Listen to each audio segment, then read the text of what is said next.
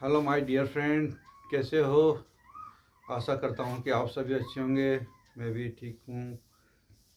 हमारे पिछले वीडियो में किसी ने एक प्रश्न किया था कि किसी सामने के दृश्य का फ़ोटो खींचकर उसकी पेंटिंग बनाता हूँ। ऐसा मैं कई वर्षों से कर रहा हूँ। क्या मैं सही दिशा में काम कर पा रहा हूँ? कृपया इसका हल बताइए। देखिए, सबसे पहले तो मैं यही कहना चाहता हूँ कि आप कला के फील्ड में काम कर रहे हैं, बहुत अच्छी बात है। और क्या सही है और क्या गलत है, ये दूसरे कैसे डिसाइड करेंगे? आप की जो अंतःकरण है, आपका जो अंतर मन है, वो सब कुछ आपको बता देगा कि आप जो कर रहे हैं ठीक है या गलत है, कहाँ तक वो ठीक है। अगर वो बताता है कि आप बिल्कुल सही कर रहे हैं तो आपको करना चाहिए। लेकिन फिर भी मैं अपना मत बता सकता हूँ, आप उससे सहमत हो या ना हो वो आपकी मर्ज़ी है। लेकिन मुझे जहाँ तक इसका नॉलेज है, इसके बारे में जानकारी है, वो इस तरह से है कि जब आप किसी सामने का कोई भी दृश्य है उसको फ़ोटो क्लिक करते हो, कैमरे से उसका फ़ोटो लेते हो।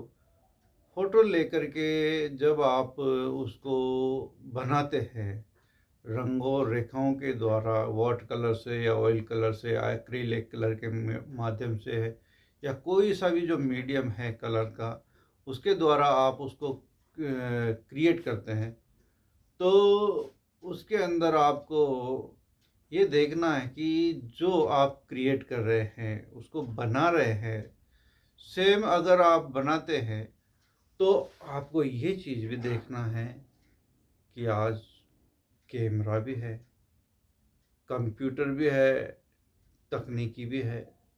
क्या जो काम आप कर रहे हैं, क्या उसको कोई कैमरा या टेक्नोलॉजी या जो कंप्यूटर है, क्या उसको वो कर सकता है? क्या ये कैमरे की मदद से ऐसे दृश्य बनाए जा सकते हैं जो मैं कलर और पेंसिल से बना रहा हूँ, तरह तरह के जो कलर का यूज कर रहा हूँ? अगर आपका जवाब हाँ है कि ये कैमरे से, कंप्यूटर से ये चीज़ें बनाई जा सकती है, आजकल एआई का ज़माना भी है, क्या उसके द्वारा भी हम ये चीज़ें कर सकते हैं, तो आपको उस बारे में सोचना पड़ेगा। उससे आपको अपनी कंपैरिजन करनी पड़ेगी। अगर कैमरे, एआई के द्वारा अगर हम इस तरह का कर पा रहे हैं, तो फिर अपनी इतनी मेहनत करने का क्या मतलब है? जो हम कलर्स के द्वारा इतनी मेहनत कर रहे हैं, कई बहुत सारा टाइम उसमें स्पेंड कर रहे हैं, तो क्या थोड़ी देर में क्लिक करके हम कैमरे से या कंप्यूटर के माध्यम से इन चीज़ों को एआई के ज़रिए क्या बना नहीं सकते हैं?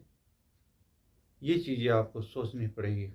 अगर आप एआई टेक्नोलॉजी और कंप्यूटर के द्वारा अगर ये चीज़ें बना पा रहे हो, तो फिर इतनी मेहनत करने का क्या मतलब है? और आप रोक नहीं सकते हैं। जल्दी ही आपकी कला के ऊपर खतरा मंडरा रहा होगा। क्यों? बढ़ती हुई टेक्नोलॉजी को आप रोक सकते हैं क्या? जब मार्केट में टेक्नोलॉजी आ रही है मान लो, तो उसके सामने आप कितने भी करते रहो ऐसा, टेक्नोलॉजी का प्रभाव के आगे ये चीज़ें ख़त्म हो जाएगी।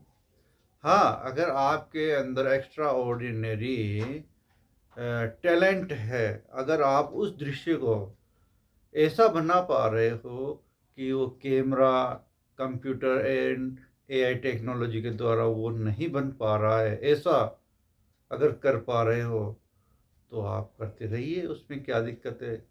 आपका रंग है, आपका ब्रश है, आपके कलर्स, पेंसिल है, आपके मीडियम है, जो भी मीडियम आप और आप अपने इसके लिए करते रहिए। लेकिन आपको सोचना पड़ेगा कि आने वाला समय जो है, क्या मैं जिस प्रकार की कला का निर्माण कर रहा हूँ, आने वाले समय में उसकी क्या उपयोगिता है? क्या वो टेक्नोलॉजी के सामने क्या वो कम्पीट कर पाएगा? हाँ? ये चीज़ें भी आपको सोचना पड़ेगा। If you want to grow in your artistic life, तो विकास करना चाहते हैं, अगर आप चाहते हैं कि भविष्य में भी मेरी कला का कोई एक अस्तित्व हो, हुँ, तो आपको कुछ क्रिएटिव करना पड़ेगा। ऐसा करना पड़ेगा कि जो अ, नया सृजन हो, बहुत ही नयापन उसके अंदर हो।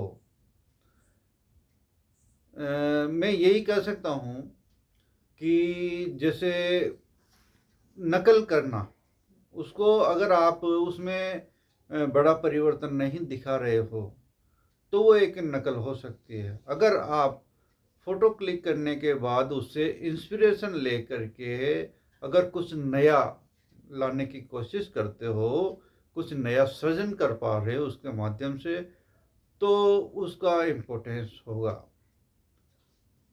कहीं न कहीं उसको ज़रूर कहीं न कहीं उसका इम्पोर्टेंस होगा, लेकिन यदि आपने क्लिक करके अगर वैसा का वैसा ही हूबहू बना दिया, तो वो तो एक प्रकार की नकल ही हुई। नकल जिसको हम बोल सकते हैं।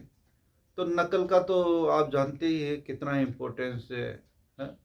सबसे बड़ा आर्टिस्ट जो कलाकार है वो ईश्वर को माना गया है। तो ईश्वर ने एक प्रकृति का निर्माण किया है। अगर उस प्रकृति का हम डायरेक्ट नेचर में जाकर जेल रख करके वहाँ पर वाटर कलर या ऑयल कलर जो भी मीडियम है उसको सेम हूबहू बनाते हैं, फिर भी वो नकल है। इसका ईश्वर के द्वारा बनाई गई जो सृष्टि है, प्रकृति है, उसकी नकल ही है। तो हम सत्य से तो दूर हुए, लेकिन अगर हम कहें कि उस प्रकृति का फोटो खींचने के बाद अगर हम कोई चीज़ बना रहे हैं, उसकी फोटो की नकल कर रहे हैं, तो हम सत्य से दुगनी दूरी पर चले गए।